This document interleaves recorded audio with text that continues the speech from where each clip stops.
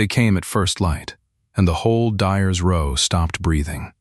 A line of black cars turned off the Gabongan road and rolled down toward the old indigo pits, where a woman with stained blue hands was about to lose everything she owned. There were touts at her gate that morning. There was a summons in her hand. There was a man in a fine agbada stepping out of the first car. The government people who had come to watch the eviction went pale because they knew his face. He was the very man they had been begging for months to build their new mall. He walked past all of them. He walked past the bail who had sold her out. He stopped in front of a shabby, tired dye woman. He lifted up a length of indigo cloth for the whole market to see. "Only 2 hands alive make this pattern," he said, "and one of them is hers. Who was that woman with the blue hands? And why did the richest man in the state kneel down in the mud in front of her?" To understand what happened that morning, we have to go back. We have to go back 20 years, to a girl who sold her share of the family land. She dyed cloth through the night, so her little brother could eat. If a story about family, loss, and the debt we owe the hands that raised us can touch your heart, please tap, subscribe, and stay with us. Now, let the story begin. It was 3 in the morning in the city of Osogbo, in Osun State, and Morenike Ajumobi was already awake. She was awake because the indigo does not wait for the sun. At the old dyer's row behind Ojaba Market, where 31 clay pits sat sunk into the ground like dark eyes, the dye was alive. It had to be fed and stirred and watched, the way you watch a sleeping child. If you let it go cold, it dies. A dead pit is months of work poured into the ground. So Morenike came in the dark, as her mother had come, and as her mother's mother had come before that. She knelt at the lip of the deepest pit and rolled up her sleeves. Her hands were blue to the wrist. They had been blue for as long as she could remember. The indigo sinks into the skin, and it does not wash out. Not with soap, not with ash, not with anything. Some women wore gloves now. Morenike never had. She said you could not feel the dye through rubber. If you could not feel it, you could not read it. And if you could not read it, you were not a dyer. You were just a person standing near a pit. She was 47 years old. She was a widow. Her husband had died 9 years before, a quiet man who mended bicycles and never raised his voice. Since then, she had lived alone in 2 rooms behind the row, with a narrow bed, a paraffin lamp, and one thing she guarded above everything she owned. It sat wrapped in a scrap of white cotton inside a tin box under her bed. It was a small brass stamp, worn smooth at the edges, more than 40 years old. Her mother had carved the design into it by hand. Her mother had used it to press one pattern into the cloth, a pattern that belonged to their family and to no one else. They called it the broken comb. If you have ever seen a dyer, the old Yoruba indigo cloth, you know it is covered in patterns with names. There is a pattern for the moon, and a pattern for the river, and a pattern that means a town is sweet to live in. But the broken comb was not in any market. Morenike's mother had made it up as a young woman, a row of comb teeth with one tooth always missing, always in the same place. She had taught it to only 2 people in the whole world. She had taught it to Morenike. And she had taught it to Morenike's little brother. His name was Kunle. Morenike stirred the pit and thought about him, the way she thought about him most mornings, in the hour before the sun when there was nobody to hide it from. She had raised that boy. That was the plain truth of it. Their mother had died when Kunle was 6 and Morenike was 9. Their father, God rest him, had married again within the year, and the woman he married did not like the 2 children from the first wife, so it had fallen to Morenike. She had fed him. She had walked him to school. When their father's money went to the new wife and her own son, there was nothing left for school fees. Morenike had done the thing a 9-year-old could not do, but a 17-year-old could. She had gone to the family, and she had sold her own share of the family land, the small parcel that was hers by right of their mother. She had put every naira of it into her brother's schooling, and when that ran out, she had dyed cloth. She had dyed through the night, pit after pit, her hands blue to the elbow, coughing from the fumes, so that Kunle Ajumobi could sit in a classroom with a full stomach and a clean uniform. She did not tell people this. She was not a woman who counted her own kindness out loud. But she remembered it, in the dark, at 3 in the morning, because the boy she had raised was gone. He had been gone for 20 years, and she did not know if he was alive. He had left when he was 16. That was the wound she never touched. Their stepmother's son, Fatai, had accused Kunle of stealing money from the house, a fistful of notes that had gone missing from their father's drawer. Kunle had not taken it.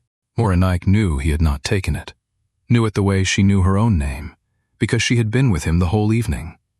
But Fatai had sworn it, and the stepmother had wept and pointed. Their father, tired and old and wanting peace in his own house, had believed the wife over the son. He had put Kunle out, 16 years old, put out of his father's compound in the rain, called a thief in front of the neighbors. Kunle had looked back once at the gate. He had found Morenike's eyes in the crowd. And then he had walked into the night, and he had not come back. She heard, over the years, in pieces, that he had gone north, to Kano, and worked in the cloth markets there. That he had done well. That he had gone abroad, to Dubai, and done better. The pieces got grander and further away until they stopped sounding like a person and started sounding like a rumor. And the family compound where it had all happened was gone now too, pulled down years ago when the government cut a new road through. There was not even a wall left standing to say that any of them had ever lived there. The place where she had raised him had been paved over, and Kunle, wherever he was, had never once sent word. Not a letter, not a message. 20 years of silence.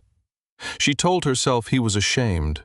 She told herself the shame had grown too big to climb over, the way a small debt you cannot pay becomes a wall between you and a friend. She told herself all sorts of things at 3 a.m, but the truth she kept for the very bottom, under all the others, was simpler, and it hurt more. She was afraid he had forgotten her. She was afraid that somewhere in a life she could not imagine, full of things she would never see, her little brother had put her down like an old coat and walked on, and did not think of the woman with the blue hands at all. The sun came up gray over the dyer's row. Morenike pulled the first length of cloth from the pit, and it came out green, the way indigo always does. She hung it in the air. She watched the green turn, slowly, the way it always did, catching the oxygen, deepening. Green to teal, teal to a blue so dark it was almost black. It was the one small miracle she was given every single morning, and after 30 years of it, she had never stopped watching. On that cloth, near the corner, pressed in a neat row, was a line of comb teeth with one tooth missing. She did not know it yet, but a camera was going to find that corner of cloth in 11 days, and when it did, everything was going to change. The trouble had a name, and the name was Fatai. Fatai Ajumobi was 40 years old. He was the stepmother's son, the same boy who, all those years ago, had sworn that Kunle stole the money.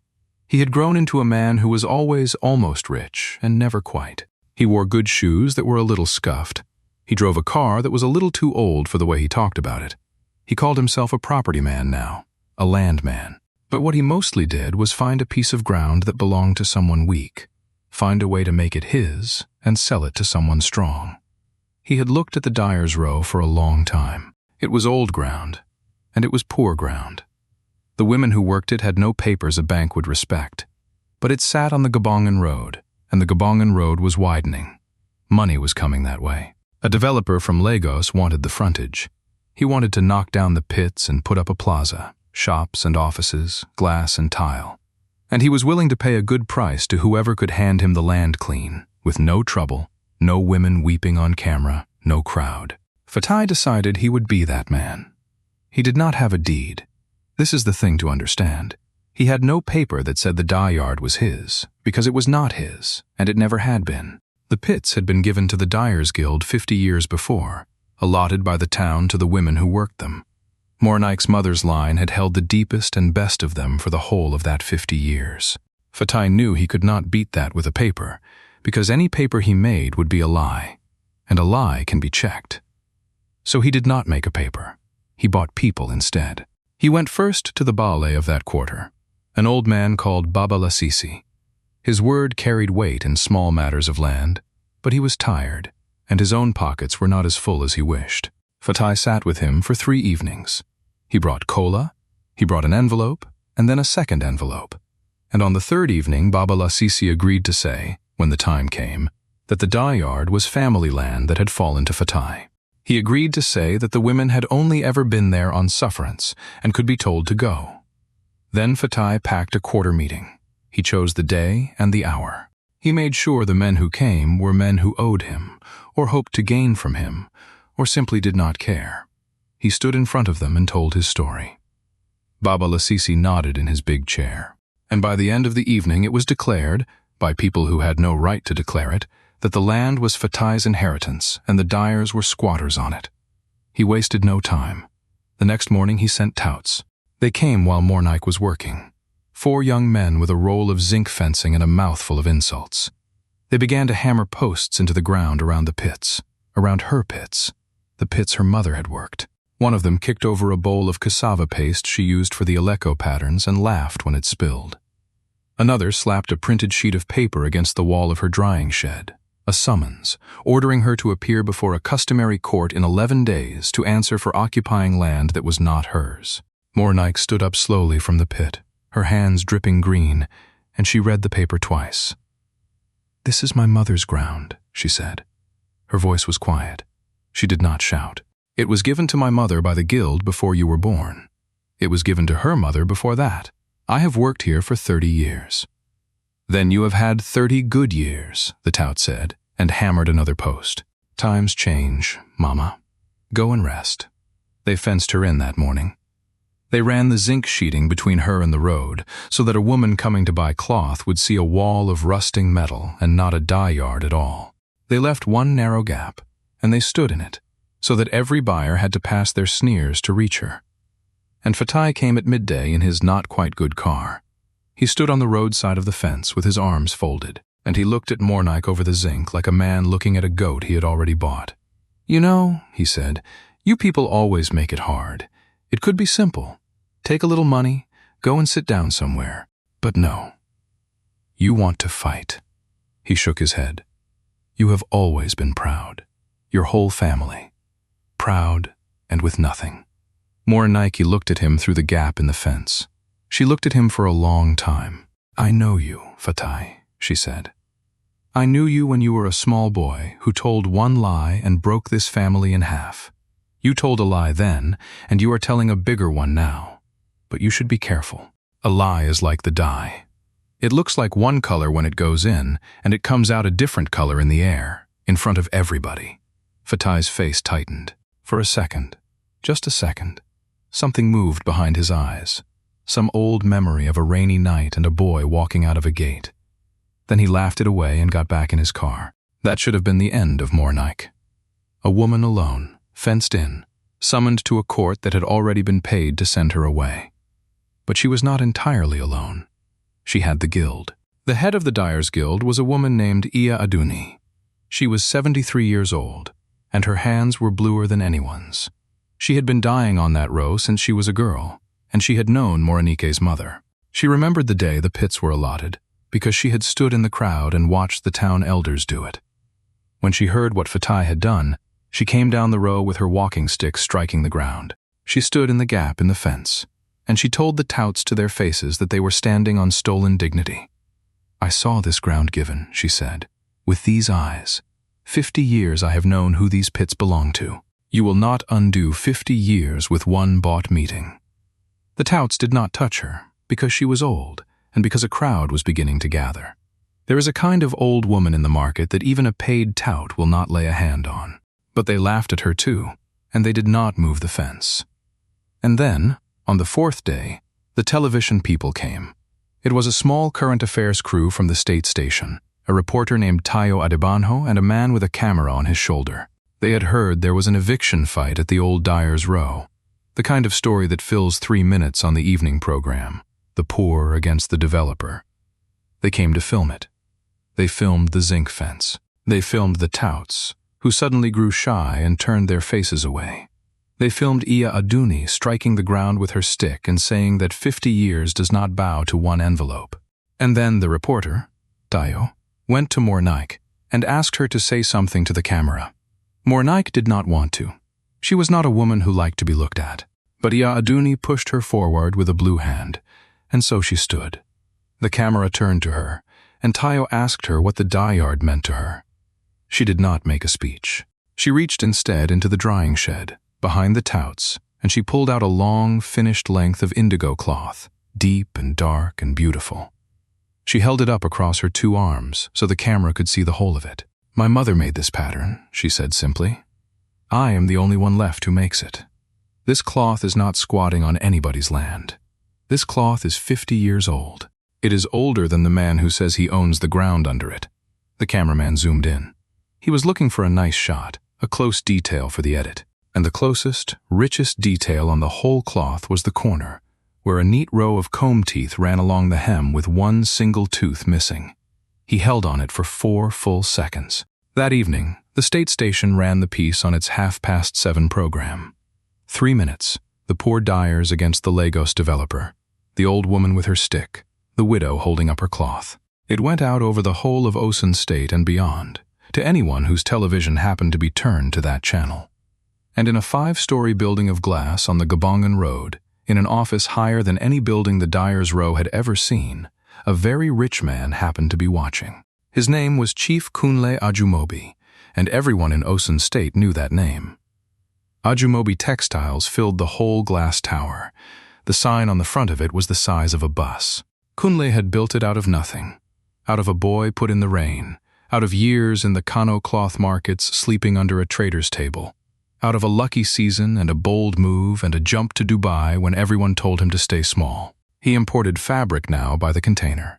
He sold it across 3 countries. His trucks, painted deep indigo blue with his name on the side, rolled out of a yard behind the tower every morning and came back empty every night. His office was on the top floor. One whole wall of it was glass and looked out over the city. Another whole wall was screens, a bank of them, showing his warehouses, his shop floors, the ports where his containers came in. He sat behind a desk of dark wood with almost nothing on it, because a man who has everything does not need to pile things on a desk to prove it. In the breast pocket of his suit, he wore a small square of deep indigo cloth, folded to a neat point. He wore it every day. His tailors had learned to sew a pocket for it into every jacket. His staff thought it was a rich man's habit, a signature, the way another man wears a certain watch. None of them knew what it was. Downstairs, in the shade of the tower, 2 cars waited, a black Toyota Land Cruiser Prado, and behind it a silver Mercedes. By the Prado stood a driver named Baba Taju, who had driven Kunle for 11 years and had never once been kept waiting, because Kunle was never late. At the door of the office stood a young aide named Segun with a tablet in his hand, ready with the day's figures. Out beyond the gate, at the walled duplex in Eid where Kunle slept, there was a gateman who opened before the car reached him. There was also a steward who had the house cool and quiet before Kunle ever walked in. This was the shape of Kunle Ajumobi's life. Everything opened for him. Everyone stepped back. Nothing was ever kept waiting. That evening he was tired, and he had the television on low in the corner while Segun read him the port numbers. He was not really listening to either of them. The state station was running its current affairs program, some land dispute. An old woman with a stick. He heard none of it. Then the camera moved to a cloth. Kunle did not know why he looked up. Something at the edge of his eye, some blue that was the right blue, the exact blue, a blue he had smelled before he had ever learned to read. He looked up, and the screen was filled with a length of indigo attire held across a woman's 2 arms. The camera was moving in on the corner of it. A row of comb teeth, 1 tooth missing. Kunle Ajumobi stood up so fast his chair rolled back and hit the glass wall. "Stop," he said. "Segun, stop. Go back. That programming, bring it back." Segun fumbled with the remote. The picture had already moved on, but Kunle had seen it. He stood in the middle of his enormous, quiet office with his heart going like a boy's, staring at a screen that was now showing something else entirely. He could not breathe properly. The broken comb. There was no other broken comb. His mother had made it up. She had pressed it into his palm with the little brass stamp when he was 5 years old, laughing, telling him it was their secret mark. It was the mark of only their family, 1 tooth always gone, so you would know it anywhere. 2 people in the world could make that pattern. His mother was dead, which left 1. "Who was that?" he said. "That woman." Who was that woman with the cloth? Find out. Find out now. Sagan was already on his phone. Kunle turned to the glass wall and looked out over the lights of Osogbo. His hand went, without him telling it to the small square of blue cloth in his breast pocket. He had carried it for 20 years. He had cut it, long ago, from the very last thing his sister had put into his hands the day their father drove him out, a strip of her indigo, pressed with the broken comb. He had carried it through Kano and through Dubai and through every deal and every hotel and every lonely rich man's dinner. It was the one thing on earth he could not have replaced with money, because money cannot buy a pattern that only two hands know. And here is the thing he had never told anyone, the thing under all the money and the glass and the trucks with his name on them. He had not stayed away because he forgot her. He had stayed away because he could not face her. When he was young and poor, it had been simple. He would go back rich, and he would put right the wrong that was done to him. It would be a fine day. But the years went, and the money grew, and somehow the day never came. First, he was not rich enough. Then he was rich, but ashamed. He was ashamed that he had let so many years pass, ashamed that the boy who was called a thief had never once written to the sister who sold her land for him. And shame is a strange thing. The bigger the wrong you have done to a person you love, the harder it is to walk to their door, until one day the door is so far away that you tell yourself it does not exist. He had heard, somewhere, that the old family compound had been demolished for the road. He had taken that to mean there was nothing to go back to. He had let himself believe it. It was easier than the truth, which was that he had been a coward with a full bank account. And all that time, 4 kilometers from his glass tower, on a row of clay pits behind Osogbo Market, his sister had been kneeling in the dark at 3 a.m. She had been feeding the same dye that had fed him, holding on to the pattern that was the last thing left of their mother, and losing it, foot by foot, to a fence of stolen zinc. Sagun came back into the office. His face was careful. "Sir," he said, "the dispute is at the old dyer's row on the Gabongan Road. The developer wants the frontage. The woman with the cloth is a dyer. There is a customary court hearing in 7 days." He paused. "Her name is Morenike Ajumobi, sir." The office was very quiet. Down in the street the Prado idled, ready, the way it was always ready. "Ajumobi," Kunle said. He said it the way you say a word in a language you thought you had lost. You said Ajumobi. "Yes, sir. The same as yours. I thought it was only a coincidence, so It is not only anything," Kunle said. He was still holding the small square of blue in his pocket, holding it hard now, the way a drowning man holds a rope. "Sagun, get me Barrister Sawande on the phone tonight, not tomorrow, tonight, and find out everything about that hearing. Who called it? Who the bail is? Who paid him?" He turned from the window at last, and his eyes were wet. His voice, when it came out, was not a magnate's voice at all. It was the voice of a 16-year-old boy at a gate in the rain. "That is my sister," he said. "That is my sister. She raised me, and I let her go, and she has been 4 kilometers away all this time." Morenike knew none of this. For her, the days before the hearing were the worst of her life since her husband died. Fatai did not stop at the fence. When the television piece went out and made him look small, he grew angry. And an angry small man is a cruel one.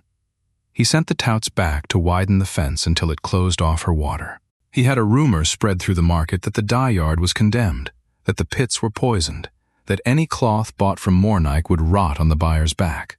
Trade fell away. The women who had bought from her for years began to walk past, eyes down, ashamed of their own fear. He did one thing that was worse than all the rest. He found out that Morenike still owed a small debt to a cooperative, money she had borrowed to buy indigo seed at the start of the season. He quietly bought that debt. Then he sent word that it was due at once, in full, or her pits would be seized for it before the hearing ever happened. It was a small sum to a man like Fatai. To Morenike, it was a wall she could not climb.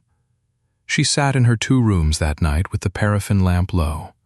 She counted her money out on the bed, coin by coin and note by note, and it was not enough. It was not even close. She counted it twice, the way you count a thing hoping it will grow, and it did not grow. And then she did the thing she had not let herself do in 9 years. She took the tin box out from under the bed and she unwrapped the small brass stamp, her mother's stamp, 40 years old and worn smooth. She held it in her blue hands in the lamplight, and she wept. Not loudly. There was no one to hear. She wept the quiet way of a person who has been strong for a very long time and has come, at last, to the end of it. "I am sorry, Mama," she whispered to the stamp. "I held it as long as I could. I held the ground, and I held the pattern, and I held Kunle, and now I cannot hold any of it. I am tired, Mama. I am so tired." She did not sell the stamp. She thought about it. A brass thing that old. A collector might give something for it. But she could not. It was the last of her mother's hands, and it was the last thread to a brother who might as well be dead. She wrapped it again and put it back in the tin. She went out in the dark to feed the pits, because whatever else was taken from her, the die was still alive. A living thing must be tended, even on the night before you lose it. She was not entirely without help. This must be said, because it is the sweet part of a bitter week. Iya Adunni came every single day, the old guild head striking the ground with her stick, and she did not once speak of giving up. She brought 2 younger dyers with her to stand in the yard so Morenike would not be alone with the touts. A market woman named Iya Rafiu, who sold pepper 3 stalls down and had no reason in the world to take a risk, quietly kept buying cloth from Morenike through the fence. She bought 1 length at a time, more than she could use, just so the woman would have something in her hand. When Morenike tried to thank her, Iya Rafiu waved it off the way the good ones always do. "You dyed the cloth for my daughter's wedding 12 years ago," she said. "You gave me a good price when I had nothing. Do you think I have forgotten? Osogbo does not forget everything, my sister. Some of us remember, but kindness through a fence does not stop a court." The hearing day came. It was to be held in the open, on the ground itself, the way land matters are settled in that quarter, with the bail in a chair under a canopy and the people gathered round. Fatai had arranged it all. He had brought benches. He had brought his developer's man from Lagos, a smooth fellow in a suit who kept looking at his watch. He had brought his own crowd, the men who owed him and hoped from him, and he had placed them where their noise would count. He had even, in a fine touch of cruelty, had the touts leave the zinc fence standing, so that Morenike would have to plead for her own ground from inside a cage. Baba Lasisi the Baale sat in his big chair under the canopy. He did not meet Morenike's eye, because a man who has taken money knows exactly what he is doing, even when he pretends he does not. Morenike stood inside the fence with Iya Adunni beside her, and a small crowd of dyers behind, and the whole weight of the bought mourning pressing down. Fatai spoke first, and he spoke well, because a liar who has practiced is always fluent. He said the land was his by inheritance. He said the women had been there only by the kindness of his family, and had abused that kindness. He said the town needed the plaza, the jobs, the progress, and that a handful of old women stirring blue mud could not be allowed to stand in the way of Osogbo's future. His crowd murmured their approval on cue. The developer's man nodded and checked his watch. Then Baba Lasisi cleared his throat and lifted his hand, and prepared to pronounce. He got as far as opening his mouth, because that was the moment the sound reached them from the Gabongan road. An engine, and then more than one engine, deep and smooth and expensive.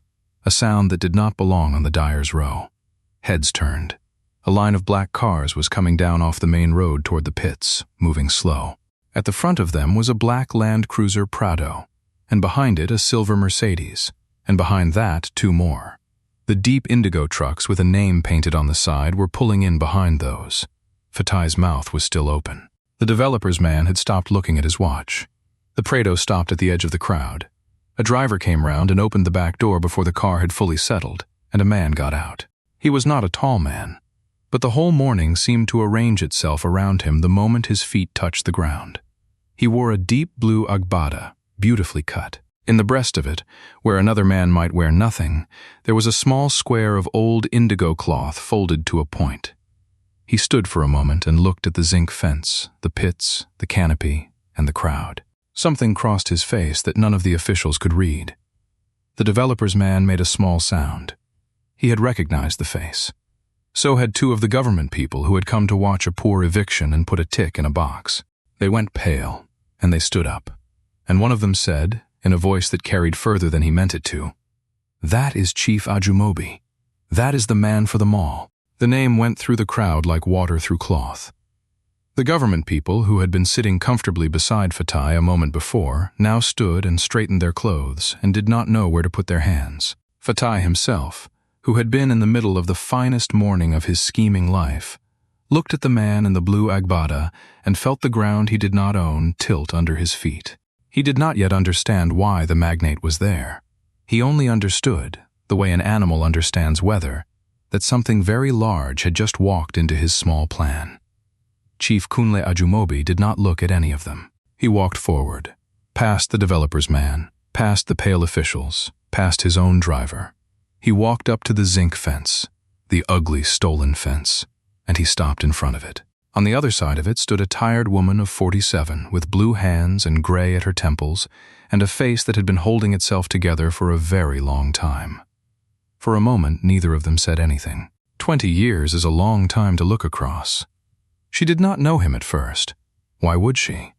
The little brother, she remembered, was 16 and thin and frightened, and this was a rich stranger in a fine agbada with a convoy behind him. She looked at him the way you look at a powerful person who has, for some reason, chosen to look at you, with a kind of braced politeness. And then her eyes went, the way a dyer's eyes always go, to the cloth, to the small square of old indigo folded into the breast of his agbada.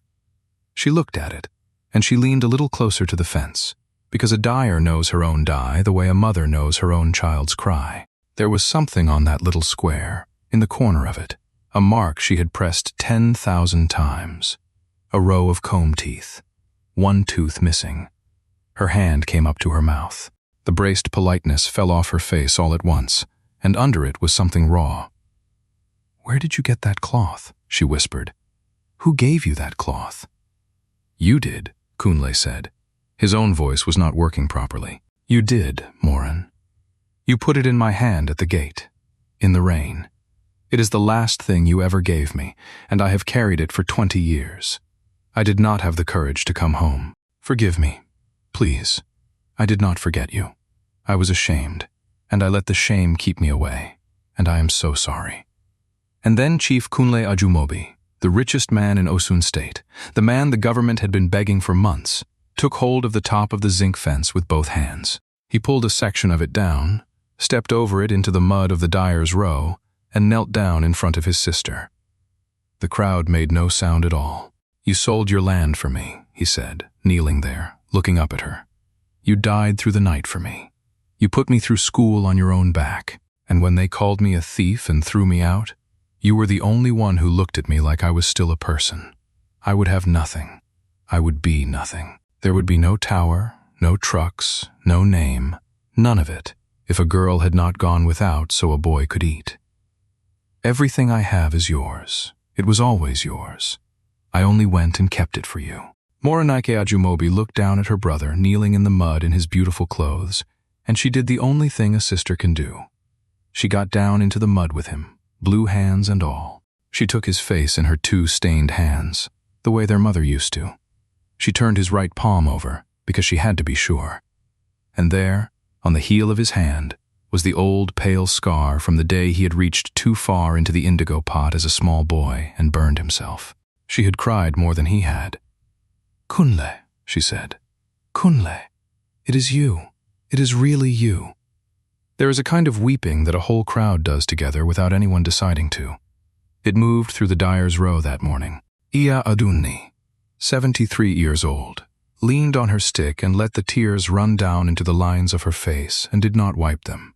Iya Rafiu, the pepper seller, pressed her wrapper to her mouth. Even one of the touts, a hard young man who had kicked over a bowl of paste and laughed, turned his face away and found something to look at on the ground.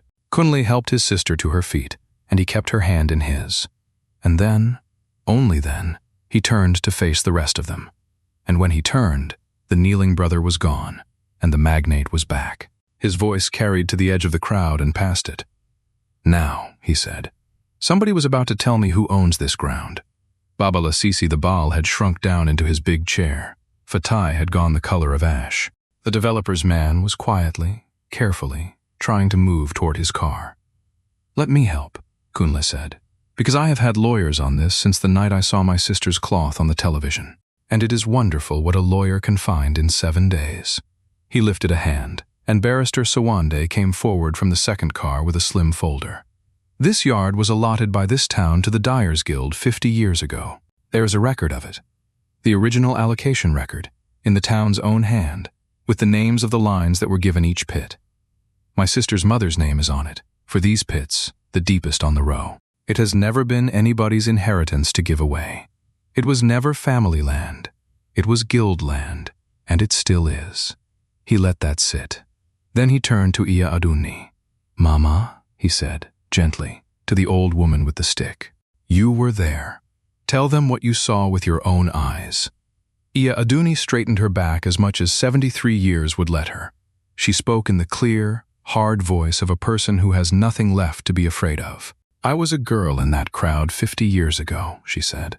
"I watched the elders of this town give these pits to the women who work them. I watched them name Morenike's mother's line for these very pits. 50 years I have known it. These women did not squat here. They were placed here, by this town, before half of you were born. And no bought meeting and no envelope in an old man's pocket can turn 50 years of truth into a lie." She turned her stick and pointed it, without trembling, straight at Baba Lasisi. The Baal could not hold it. Under the pointing stick and the eyes of the whole quarter and the original record lying open in the lawyer's hand, the old man broke, the way bought men break, all at once and completely. He put his face in his hands and admitted, in a small voice, that Fatai had come to him 3 evenings with cola and with envelopes. He admitted that he had said what he was paid to say, and that the land had never been Fatai's at all. And to seal it, so there could be no arguing later, the television reporter Tayo Adevanho stepped out of the crowd. Of course, he had come to film the eviction, and had stayed to film something far bigger. He said aloud that his station still had all the raw footage, every hour of it, days of Morenike working those pits with her own hands, tending dye that only a lifetime on that ground could teach, not an abandoned yard. Not a squatter. A woman on the ground her mother left her, doing the work her mother taught her. The whole scheme, the fence, the packed meeting, the bought Baal, the manufactured debt, the rumor of poison, all of it, fell down in the mud together. There was nothing left standing where it had been except Fatai, alone, in front of the entire market, with his lie undone in the daylight exactly as his sister had warned him it would be. "You," Kunle said, and he looked at Fatai for the first time, and his voice was quiet, which was worse than if he had shouted. "You told a lie about a boy 20 years ago and broke a family in 2. And here you are, a grown man, telling a lie about that same boy's sister to steal the ground from under her feet. You have been the same man your whole life, Fatai. You have just been running out of people small enough to fool." Fatai did not answer. There was nothing to say. His developer's man had already reached his car and driven off without a word. A deal built on stolen ground is worth nothing the moment the theft is shown, and the man from Lagos knew it faster than anyone. Fatai's own crowd, the men who owed him and hoped from him, were quietly becoming a crowd that had never met him. He stood alone in the mud he had tried to sell. He watched the fortune he had chased his whole life walk past him on another man's arm. No one raised a hand against him, because in a story like this the wrongdoer is never struck. He is simply left standing where everyone can see exactly what he is. Then Kunle turned his back on Fatai, which was the last and worst thing he could have done to him. He raised his voice for the whole market to hear, and he did the thing that money is actually good for. "This Dyer's Row is not for sale to any plaza," he said, "but I will buy it all the same, openly, in front of all of you, so that no Fatai and no envelope can ever come for it again. I will pay the developer's price and more, 110 million naira, for the whole frontage, the whole row, every pit. My lawyers will register it today." He paused, and he looked at Iya Aduni, and at the frightened younger Dyers behind her, and at his sister. "And then I will give it back, not to one person, to the guild, to the women who have worked it for 50 years and will work it for 50 more. It will be held for the Dyers of Osogbo forever, and it cannot be sold, and it cannot be fenced, and it cannot be taken. Let the record show it. Let the whole town hear it." A sound went up from the Dyers then that was not quite a cheer and not quite a cry. the sound people make when a fear they have carried for months is lifted off them all at once. But Kunle was not finished, because there is always one more thing. He lifted his hand again, and out on the Gabongan road the deep indigo trucks with his name on the side began to move. They rolled in one after another and reversed up to the edge of the row. Men in ajumobi, textiles, overalls climbed down and began to unload. There was cement. There was zinc, good new zinc this time, not for a fence but for a roof.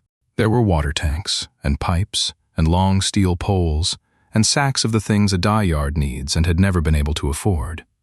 The pits stay exactly where they are, Kunle said. Nobody moves a single pit.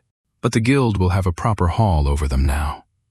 A dyeing hall, with clean water piped to every pit, and a roof so my sister does not work in the rain. Drying racks under cover, and a shop at the front on the Gabongan road, where the world can come and buy Osogbo adire the way it should be sold. There will be a signboard on that road the size of the one on my tower. It will not say Ajumobi Textiles. It will say the Osogbo Dyers Guild, and under that it will say, established 50 years ago and never for sale. And then, in front of everyone, Barrister Sawande brought out one more paper, the deed to the deepest pits, the pits that had been Morenike's mother's. Kunle took it, and he put it into his sister's 2 blue hands and folded her fingers over it. Yours, he said, in your own name, as it always should have been. Nobody will ever fence you in again. Morenike held the deed against her chest, over her heart, and she could not speak, and she did not need to. The days after that were like a dream the whole row was having together. The trucks came back the next morning, and the morning after.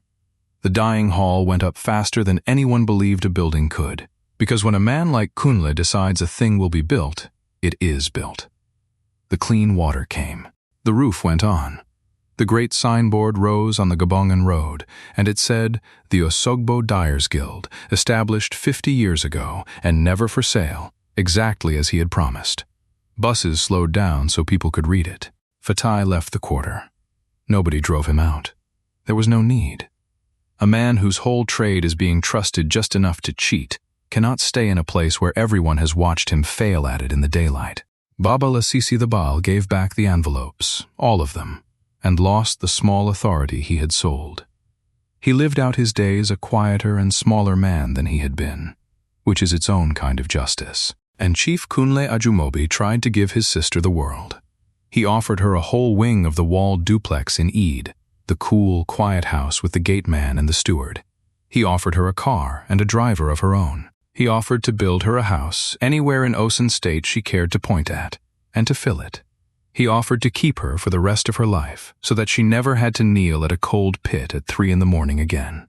Morenike listened to all of it, sitting in her 2 small rooms with her brother, the deed to her pits in the tin box now beside their mother's brass stamp. And then she took his hand, the one with the old burn on the palm, and she smiled at him.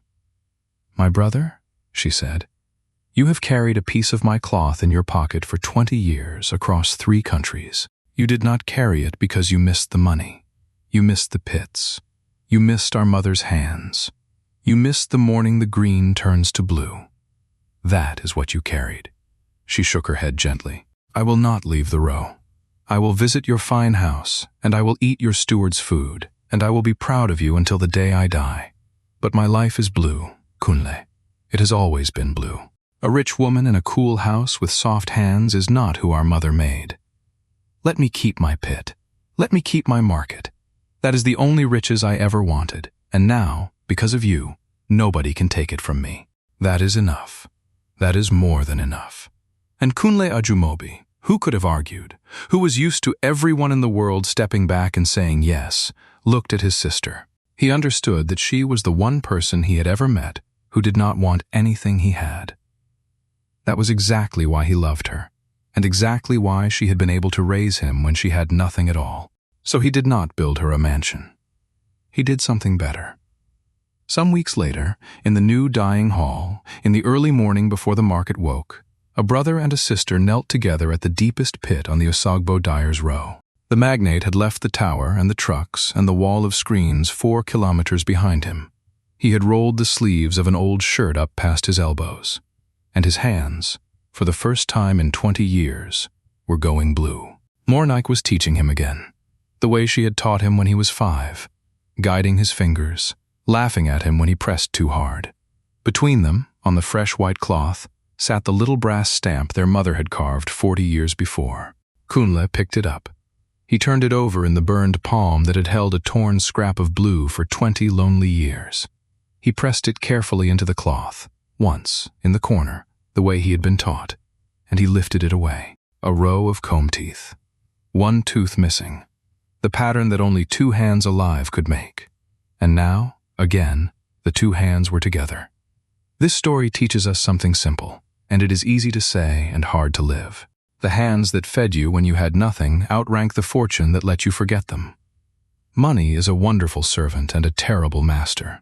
It can build a tower 5 stories high and fill it with screens.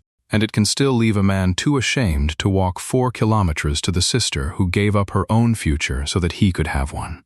Kunle Ajumobi was not saved by his wealth. He was saved by the day his wealth finally knelt down in the mud and remembered whose back it was built on. Never let success carry you so far from home that you cannot find your way back to the people who carried you first. And never, ever, look down on the tired hands at the roadside stall or the market pit. You do not know whose sister they are. You do not know whose whole life those hands once held. Now, my wonderful viewers, I would love to hear from you. Here is my one question, and I ask you to answer it honestly in your heart before you answer it in the comments. If wealth had carried you far from home, and old family wounds had kept you away for 20 long years, would you have the humility to go back? Would you kneel down to the sister who gave up everything to raise you? Or would the shame have grown too big to climb over? Tell me the truth below. I read every single comment, and I promise you, your answer will move somebody else who is carrying the same silence tonight. If this story touched your heart, please share it with someone who needs to hear it. Someone who has drifted from family they love and does not know how to find the way back. Another heartwarming story will be coming your way in just a few days.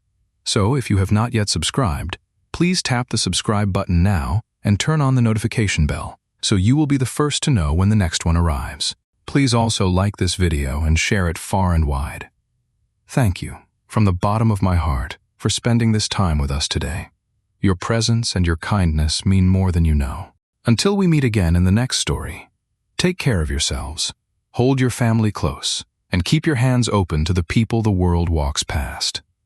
This story is fictional and made only for entertainment and to share a moral lesson. All names, characters, places, and events come from imagination, and any resemblance to real people or real events is purely coincidental.